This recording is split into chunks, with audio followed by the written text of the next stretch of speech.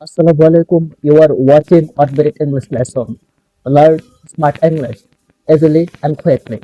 আজকে তোমাদের সাথে এরকম একটা স্ট্রাকচার দিয়ে স্পোকেন ইংলিশ শুরু করছি, যে স্ট্রাকচারের মাধ্যমে ইংরেজিতে কথা বলা সবচেয়ে সহজ বলে বেশি মনে হয়। আজকের স্ট্রাকচারটি হচ্ছে I want to. I want to এর সাথে যে কোনো একটা ভার্ব যুক্ত দিলে হয়ে যাচ্ছে তোমার কাঙ্ক্ষিত সেই বাক্য। যেমন I want to, I want to এর সাথে যে কোনো একটা verb.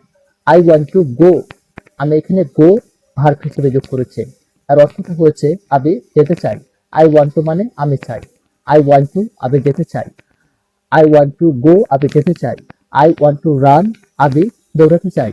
I want to right আমি লিখতে চাই। আই ওয়ান্ট টু রিড আমি পড়তে চাই।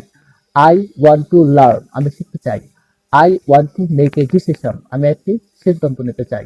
I want to start A business আমি একটা বিজনেস অথবা ব্যবসা শুরু করতে চাই।